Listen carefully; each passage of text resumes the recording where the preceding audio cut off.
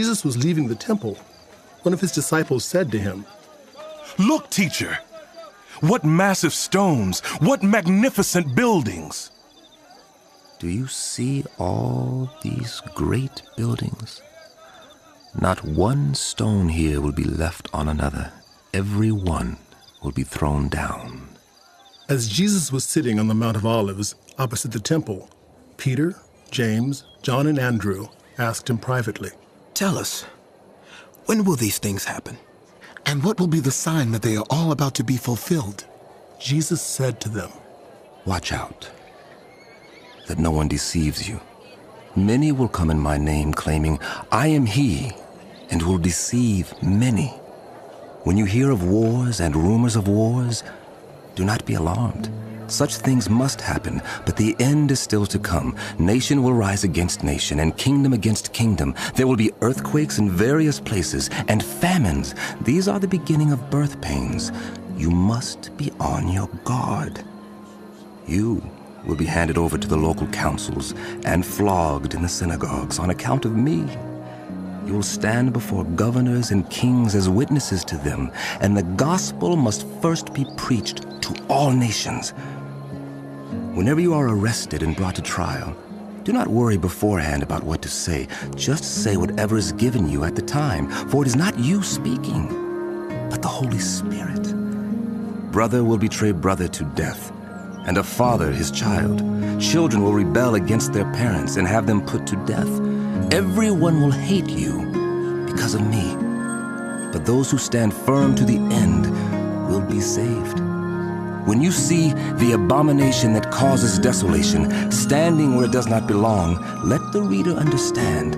Then let those who are in Judea flee to the mountains. Let no one on the housetop go down or enter the house to take anything out. Let no one in the field go back to get their cloak.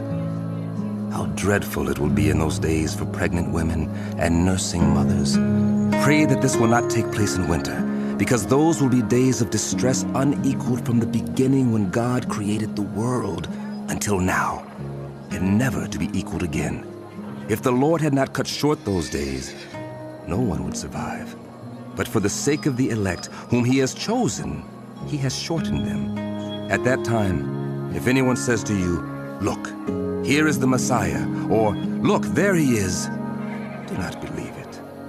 For false messiahs and false prophets will appear and perform signs and wonders to deceive, if possible, even the elect. So be on your guard. I have told you everything ahead of time. But in those days following that distress, the sun will be darkened and the moon will not give its light. The stars will fall from the sky and the heavenly bodies will be shaken.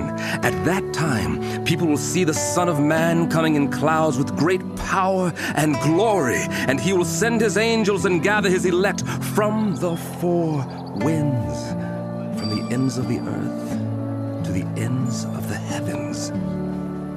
Now, learn this lesson from the fig tree.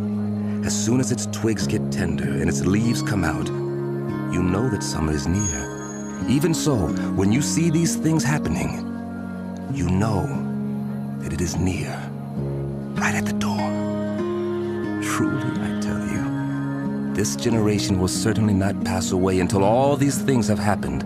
Heaven and earth will pass away, but my words will never pass away.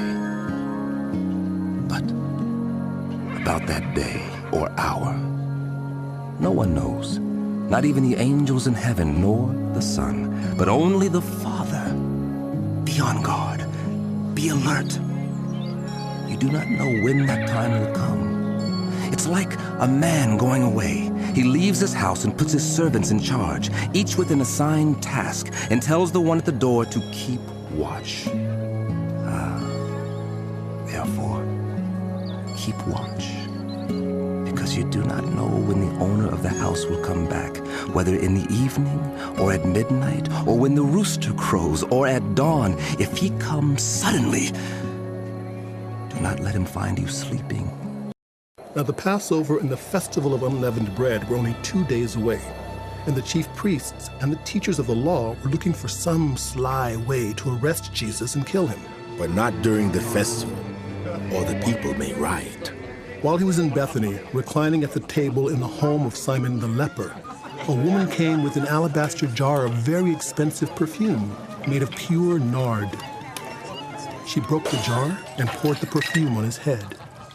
Some of those present were saying indignantly to one another, Oh, look at this. Why this waste of perfume? Could have been sold for more than a year's wages and the money given to the poor. and they rebuked her harshly. Leave her alone. Why are you bothering her? She has done a beautiful thing to me. The poor you will always have with you, and you can help them anytime you want. But you will not always have me. She did what she could. She poured perfume on my body beforehand to prepare